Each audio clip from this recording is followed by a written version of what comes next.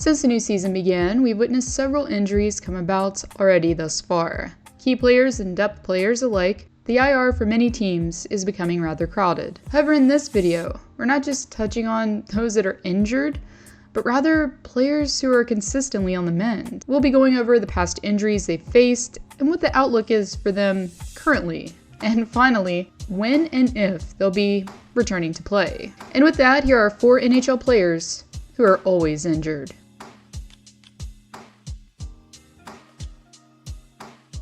In the offseason of last year, many NHL fans were skeptical as to why the Vegas Golden Knights traded forward Max Pacioretty. And it wasn't just the why of the trade, but also the how, as the Knights decided to trade Patches to the Carolina Hurricanes for future considerations, aka nothing in return. At the time, Pacioretty was just coming off of a decent season in which he was close to being a point-per-game player. Granted, his season was shortened due to a lower body and wrist injury, but overall, his production was decent at that. Throughout the 2021-22 campaign, he was able to record 37 points following 39 games played. Regardless, the reason began to become more clear as Pacioretty took to the ice in Raleigh shortly before training camp commenced.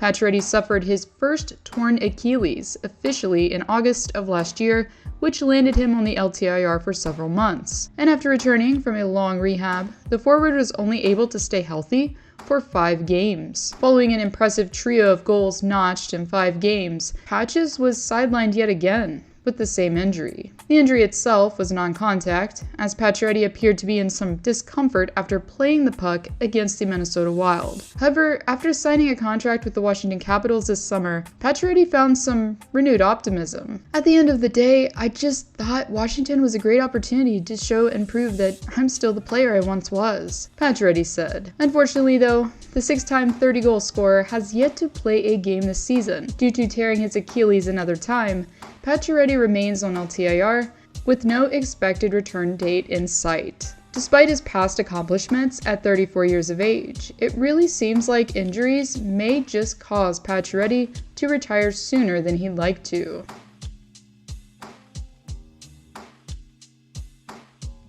As we've seen time and time again, teams that make it to the Stanley Cup Finals don't skate away unscathed. Considering how intense and competitive Round 4 becomes, it's not uncommon for multiple players to be banged up afterwards. And as far as the Florida Panthers are concerned, Aaron Ekblad is the one who currently remains on LTIR, while Sam Bennett and Brandon Montour are on the IR. Ekblad, on the other hand, is going to be presumably sidelined for longer. And if we take a look at the defenseman's injury log, he's had quite a few things ailing him. Injuries really seemed to begin to pile up back in 2021 after Ekblad was stretchered off ice due to a leg fracture. And as luck would have it, in the season after, Ekblad was yet again injured due to colliding with Alexander Barkov. Fast forward several reported injuries later to June of this year, and Ekblad dropped a bombshell following the Panthers' Stanley Cup loss. Ekblad told reporters that he had a broken foot and would require shoulder surgery. However, at the time, according to ESPN, Ekblad started to say that he would be back into the lineup shortly after training camp began. However, according to multiple sources, the timetable for his return is now looking like mid-December instead. For the Panthers, this is a hard pill to swallow. Prior to the Tkachuk signing, when Ekblad was absent, the team looked to Mackenzie Weegar to fill the void. However, with Weegar gone, the Panthers have been relying on Oliver Ekman-Larsson to command the right side and to run the power play. While it doesn't seem like his career is over, I think it's fair to say that at 27 years of age, Ekblad has had more injuries than most. As Sidney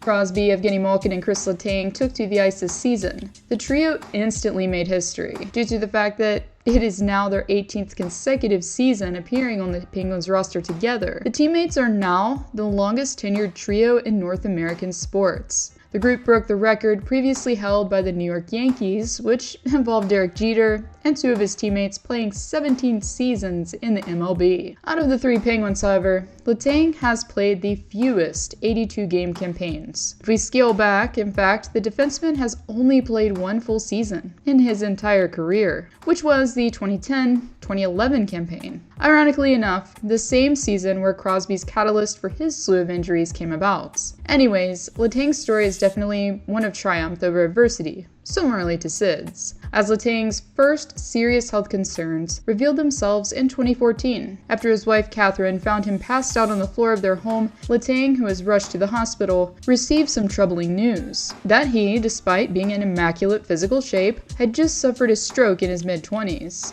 Due to the hole in his heart causing the stroke, Letang was forced to step away temporarily from the game. And after suffering a slew of upper and lower body injuries and illnesses over the years, Letang suffered yet another stroke this past season. While only being able to appear in 64 games, Letang demonstrated yet again a bout of true perseverance, which earned him the Bill Masterton Trophy.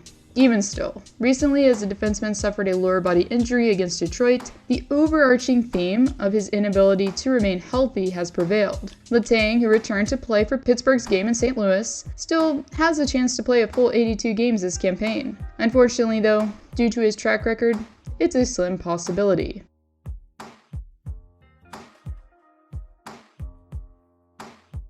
Drafted and developed by the Pittsburgh Penguins, Matt Murray had what you'd call a fairy tale start to his NHL career. After playing in 13 regular season games in his debut campaign, the netminder helped his team capture their 4th Stanley Cup in franchise history in 2016. And as if it wasn't magical enough, Murray yet again was able to bask in the glory with Lord Stanley, a second time after Pittsburgh won back-to-back championships. With some impressive postseason numbers such as a .937 save percentage and a 1.70 goals against average for 2017, the sky was seemingly the limit for the young goaltender. However, in November of the following season, the injury bug began to bite Murray on multiple occasions. As the injuries piled up, Murray's performance started to become more erratic and inconsistent. Even when he'd come back healthy, the netminder would have spurts of greatness one game and then resemble Swiss cheese in the next.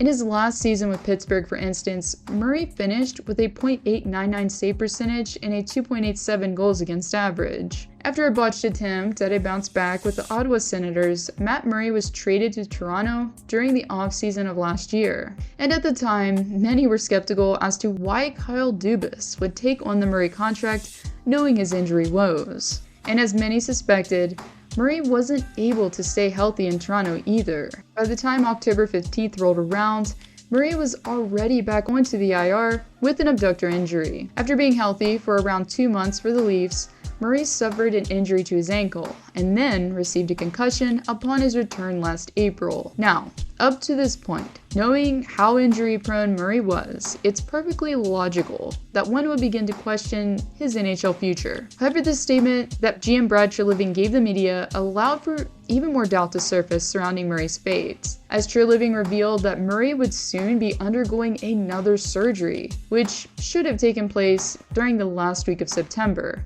At the time, due to privacy reasons, Treliving didn't reveal exactly what it was that was ailing the goaltender. Later on, shortly before this season kicked off, reports that Murray had underwent a successful bilateral hip surgery began to surface. Due to a lengthy expected rehab, the netminder is expected to be out for the majority of the current campaign. But most who have observed Murray's early career peak and subsequent fall, it's hard not to wonder what Murray's career could have been if he hadn't been so injury prone. Regardless, it's now looking like Murray may have already played his last NHL game. In conclusion, outside of Letang, of course, hopefully each of these players will be able to return to play shortly and remain healthy after they do. As for Letang, here's to hoping that he's able to play a full 82 games for the first time in over a decade. If you enjoyed this video, please be sure to subscribe if you haven't. And also, if you're a regular viewer, consider supporting me on Patreon. Once you're a member, you'll receive various perks including video previews, shoutouts, and more. Simply click the link below to get started.